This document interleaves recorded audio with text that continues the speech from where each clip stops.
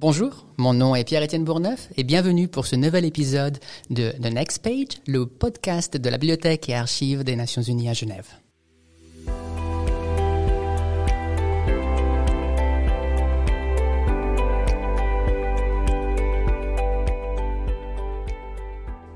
Dans cet épisode, c'est Blandine Blucas-Luffer, chef de la section de la mémoire institutionnelle à la Bibliothèque et Archives des Nations Unies à Genève, qui accueille le professeur Bertrand Paddy pour parler de son dernier livre, Intersocialité, le monde n'est plus géopolitique. Bertrand Paddy est un professeur de sciences politiques à Paris. Il intervient souvent dans les médias français et il nous explique dans ce podcast sa vision des relations internationales. Certains podcasts sont intéressants pour leur contenu, d'autres sont intéressants parce qu'ils nous font réfléchir. Eh bien, je crois que l'épisode d'aujourd'hui atteint ces deux objectifs en même temps. J'espère que vous l'apprécierez autant que je l'ai apprécié en l'écoutant.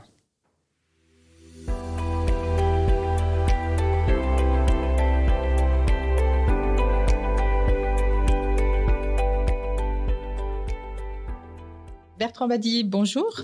C'est un plaisir pour The Next Page, le podcast de la Bibliothèque et Archives des Nations Unies à Genève, de vous accueillir aujourd'hui pour un entretien au sujet de votre dernier ouvrage, Intersocialité, le monde n'est plus géopolitique, qui est paru en octobre aux éditions du CNRS. Vous êtes professeur émérite à Sciences Po Paris, un éminent politologue français, auteur de nombreux ouvrages sur les relations internationales. Pour commencer, est-ce que vous pourriez nous parler un petit peu de vous-même et de ce qui vous a incité à consacrer votre carrière aux relations internationales? C'est difficile d'abord de parler de soi. C'est un sujet que je ne connais pas bien, que je ne maîtrise pas bien. Enfin, je vais faire de mon mieux. Vous savez, j'ai une chance extraordinaire. C'est que je suis plurinational. Dans ma famille, on compte une dizaine de nationalités et autant de religions. Et j'ai eu la chance dans ma vie, soit par choix personnel, soit le plus souvent par obligation professionnelle, mais c'était de sympathiques obligations, de visiter 120 pays. Et je me sens profondément mondial, c'est-à-dire je me sens bien partout. Je trouve de la fraternité dans tous les contacts que je rencontre, quel que soit le continent. C'est presque dangereux de le dire en ces temps de néo-nationalisme triomphant. Mais je persiste et ça me donne énormément de bonheur. Je suis fanatique de l'art africain, qui est pour moi une véritable passion, parce que j'ai découvert à travers l'art africain une capacité hors du commun de s'exprimer et d'exprimer la profondeur de sa sensibilité. Donc je me sens très proche de l'âme africaine et j'adore visiter ces pays et échanger avec ces populations. Et je suis aussi très profondément admirateur des terres cuites chinoises, notamment de l'époque Tang. Donc vous voyez, de la Chine au golfe de Guinée, je me sens comme étendu.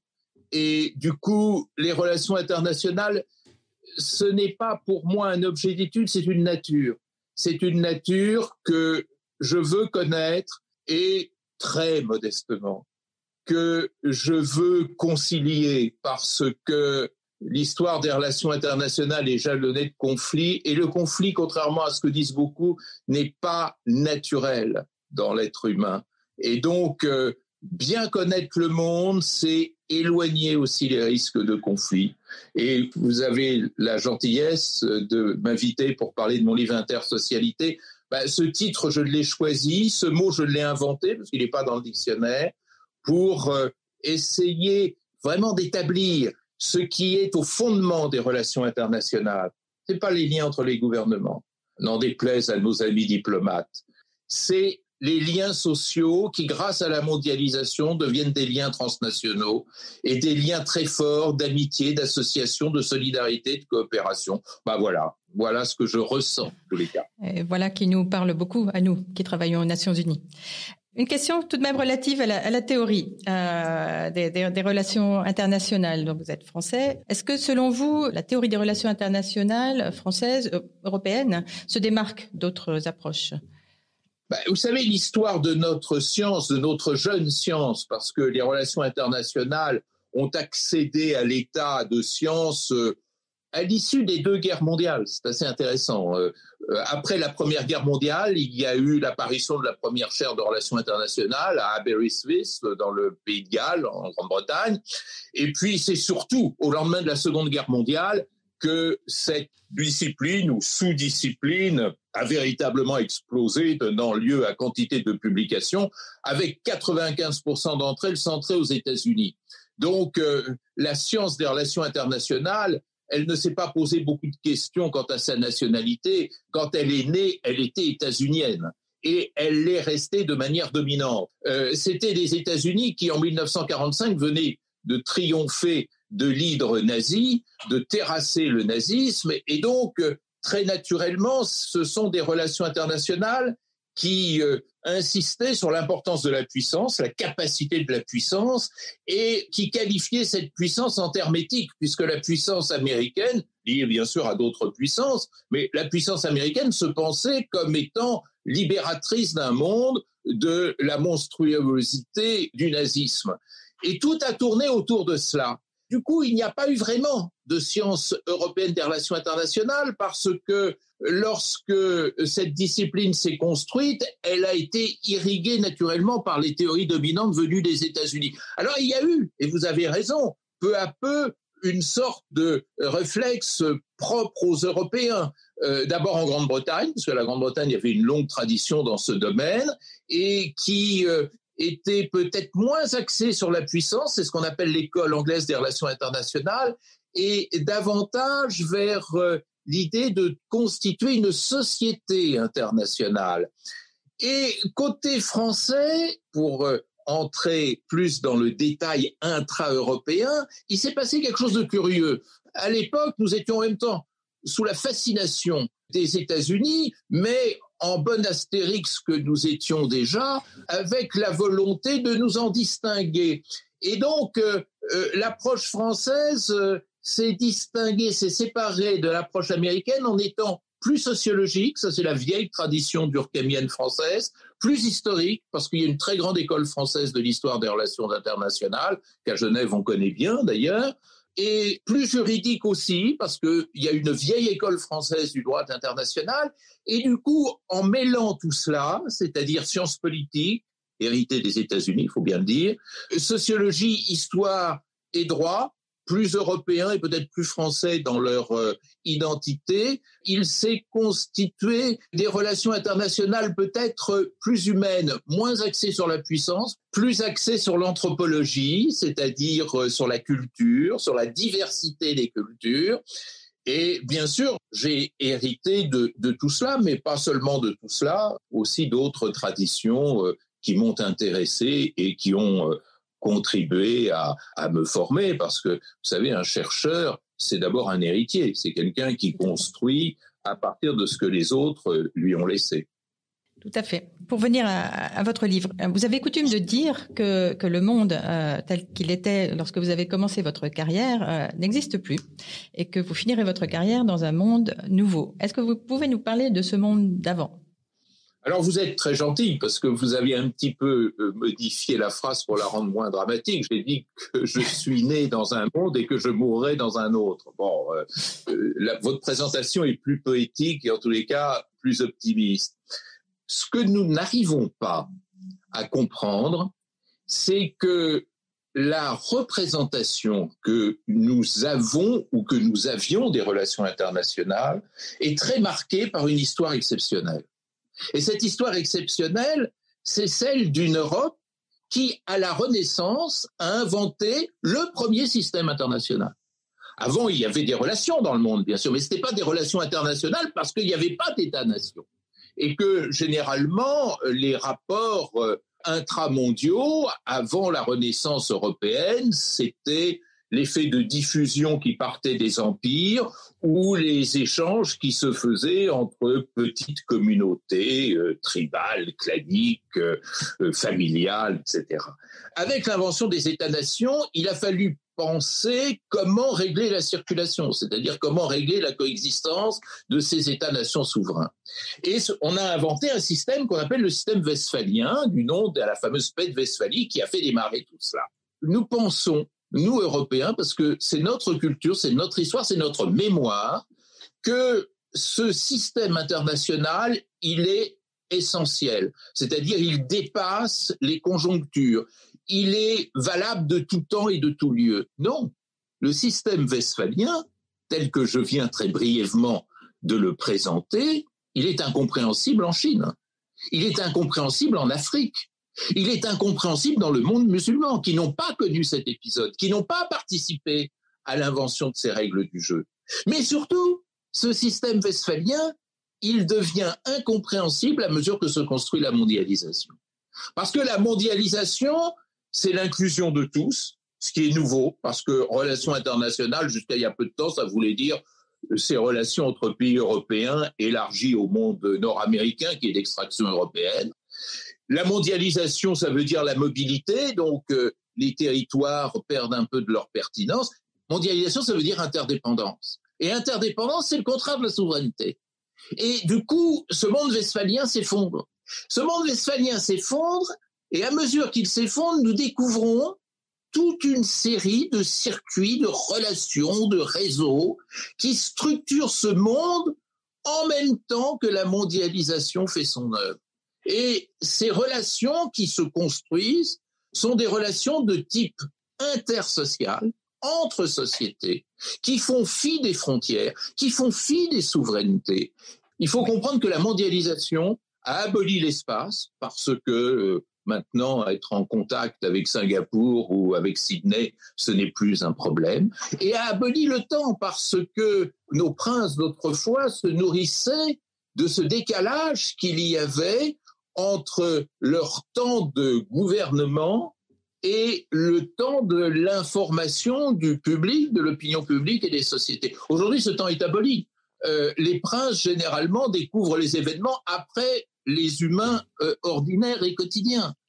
Et du coup, mon triple postulat, c'est de dire que ces relations intersociales, elles structurent l'agenda international, elles structurent la conflictualité internationale et elles définissent les grands enjeux internationaux. Le social était autrefois le mou, le politique c'était le dur. Aujourd'hui, le politique est devenu le mou, faiblement réactif, souvent incapable de réagir à cette transformation du monde, tandis que le social est devenu proactif et est en train de fabriquer notre nouveau monde plus vite que les gouvernements ne peuvent le faire de leur côté. Et d'ailleurs, les gouvernements sont devenus très conservateurs de l'ordre international, donc ne poussent pas à la roue du changement.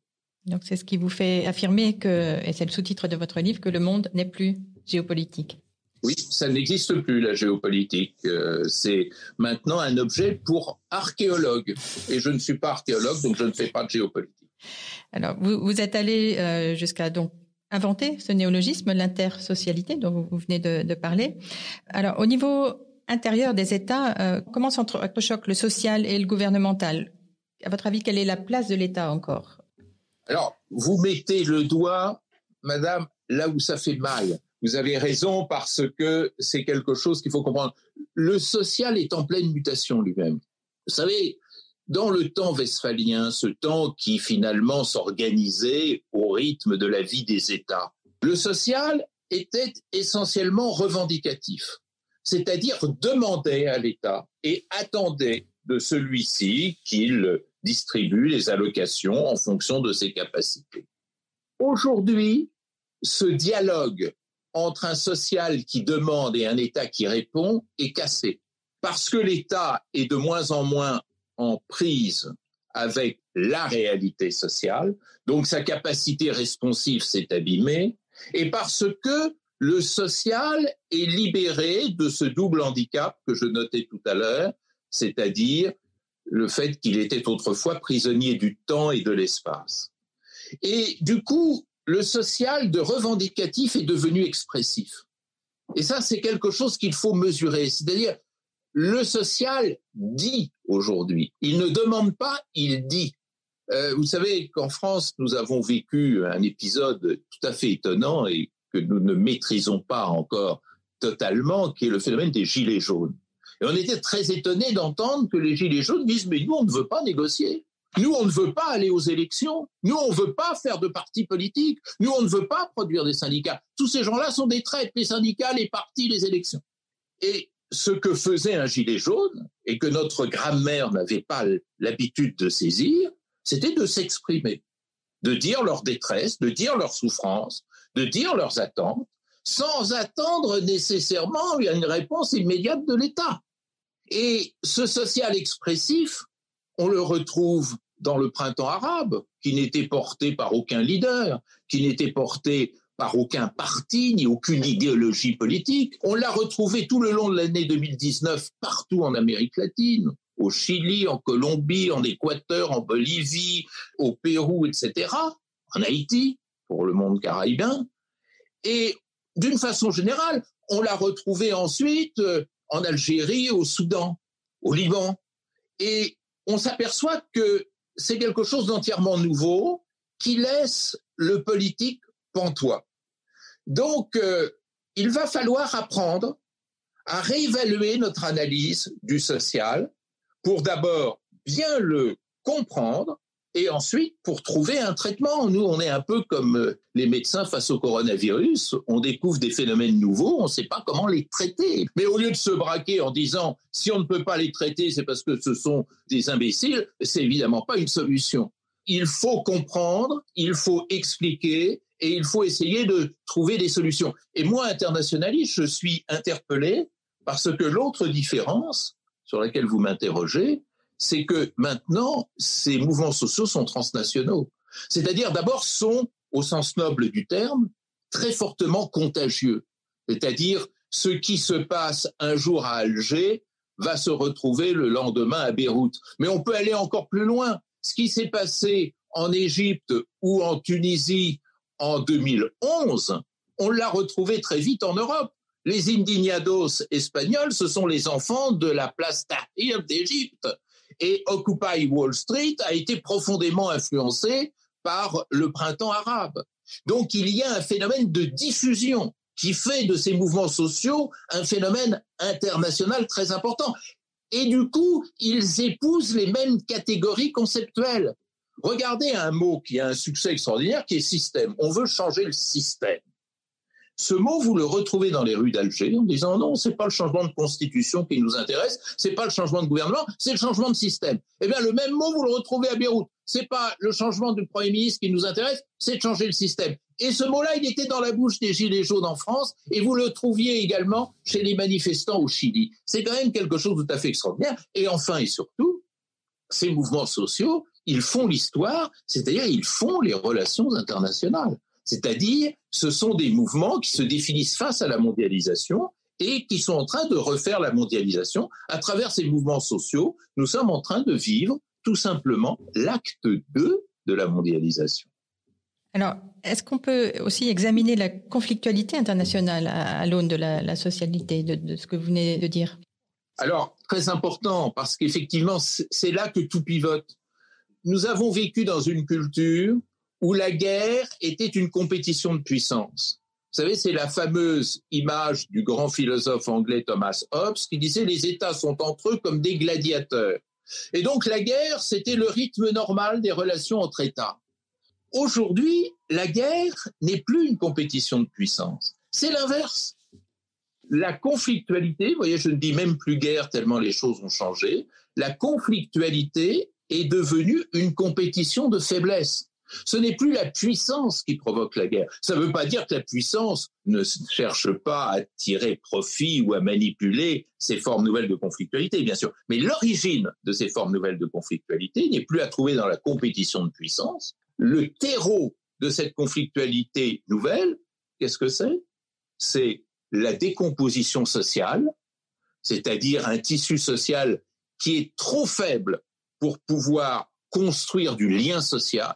Donc, le déficit de lien social, c'est l'absence d'institutions capables de remédier à ce défaut de lien social. Et ce sont tous les facteurs mondiaux, globaux, qui expliquent ce déficit social, c'est-à-dire la pauvreté, c'est-à-dire le changement climatique et les crises écologiques. Il ne faut pas oublier que derrière la crise du Sahel, il y a l'effet de désertification qui est terrible.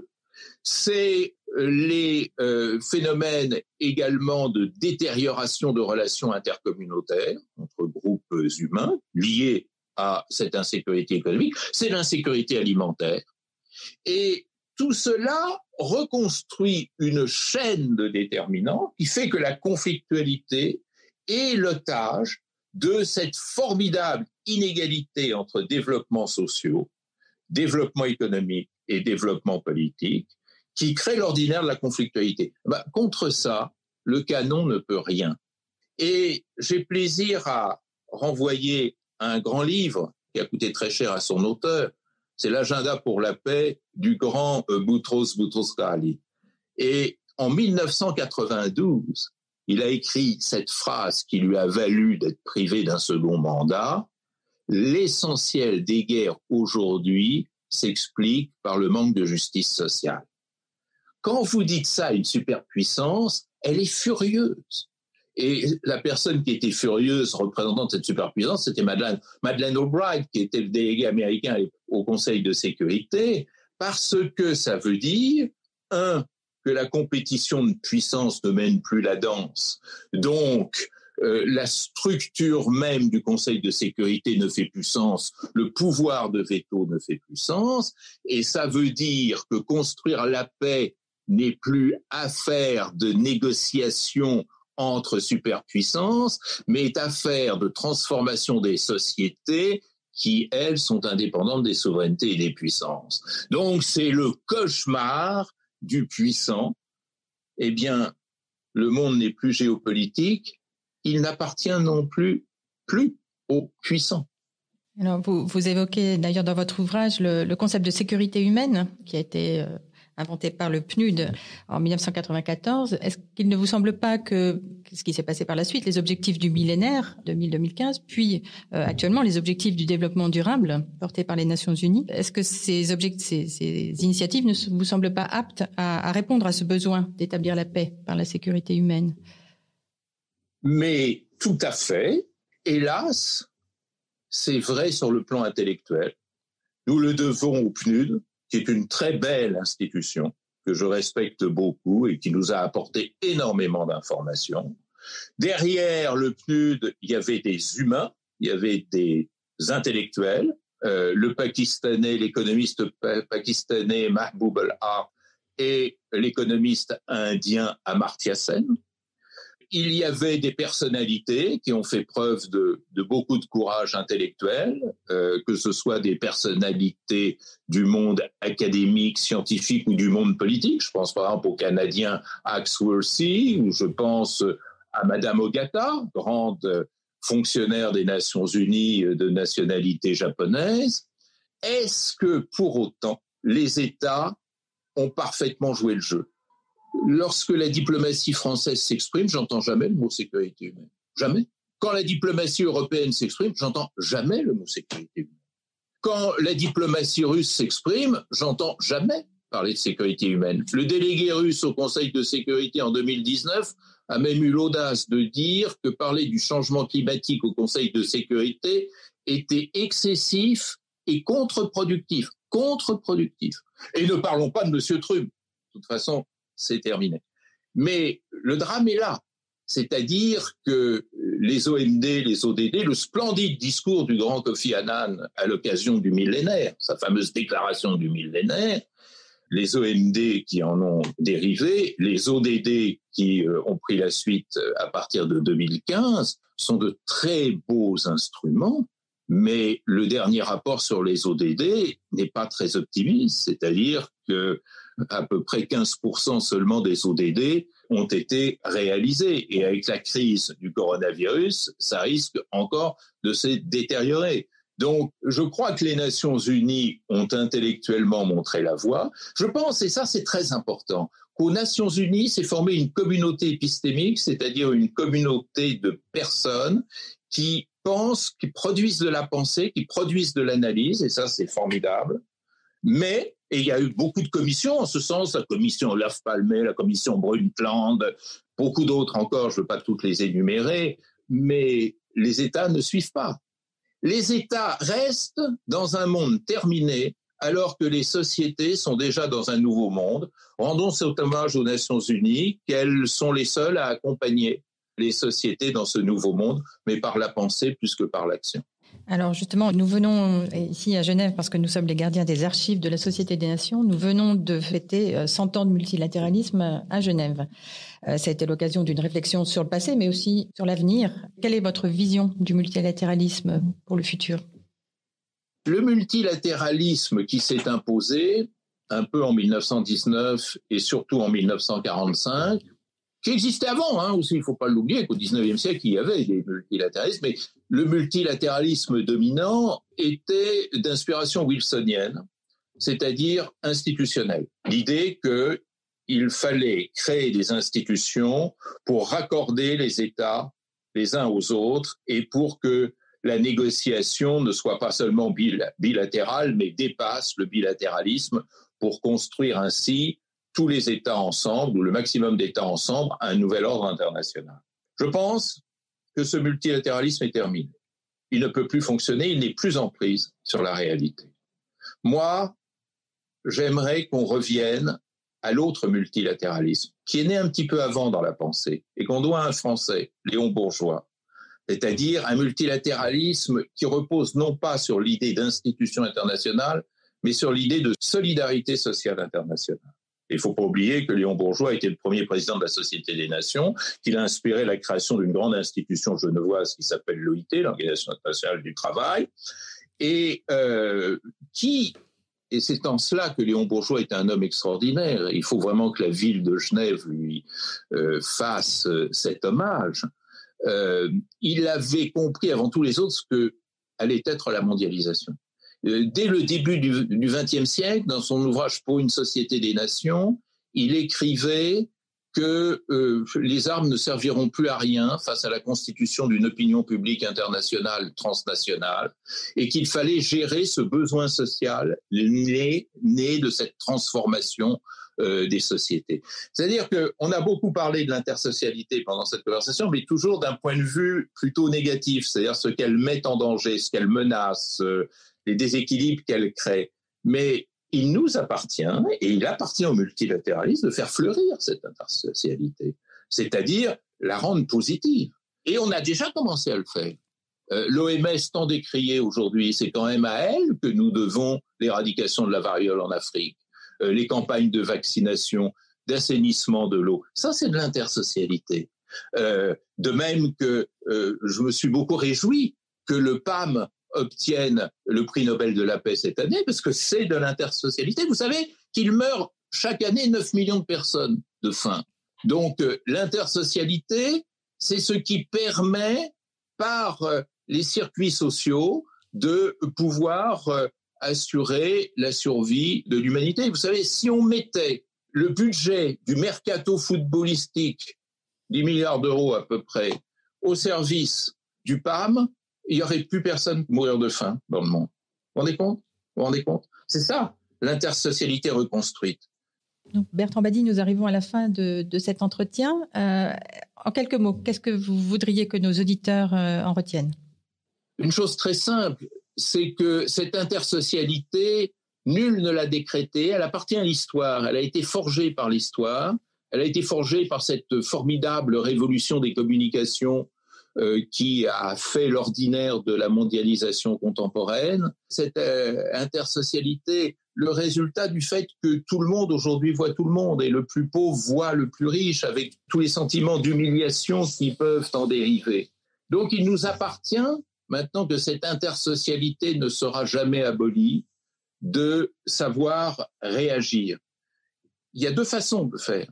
Il y a la façon négative qui est guidée par la peur et qui consiste à voir dans l'autre ce rival de toujours que nos anciennes constructions politiques avaient théorisé, c'est-à-dire l'autre comme étant un ennemi potentiel, de rentrer chez soi, de s'y enfermer, de fermer portes, fenêtres, volets et de se verrouiller, de s'autoriser à dénigrer l'autre ou à s'en moquer alors que il devient périlleux de défendre ceux qui se sentent humiliés. Et puis, il y a une autre façon, qui est une façon positive. L'intersocialité, c'est une source énorme de richesse. Parce que l'intersocialité, c'est aussi la mise en commun. La mise en commun des cultures, la mise en commun des ressources matérielles aussi, bien entendu. Et cette mise en commun qui est au fondement même de l'aventure humaine, ce qu'on appelle en France la fraternité, que moi je préfère appeler l'amitié, tout simplement. C'est-à-dire la reconnaissance de l'autre. La grande bataille de demain, c'est la bataille de la reconnaissance. Si vous reconnaissez l'autre, vous en faites un ami, et pas seulement au plan personnel, au plan des États-nations également. Et en faisant de l'autre un ami, vous construisez la paix. Et en plus, comme suprême récompense, vous en tirez des bénéfices. Eh bien, c'est ce vers quoi il faut aller. Et je pense que l'être humain, peut-être plus que le prince, est capable de le trouver très vite. Merci Bertrand Badi. Donc je rappelle le titre de votre dernier ouvrage dont nous avons parlé lors de cet entretien, Intersocialité, le monde n'est plus géopolitique, aux éditions du CNRS. Au revoir.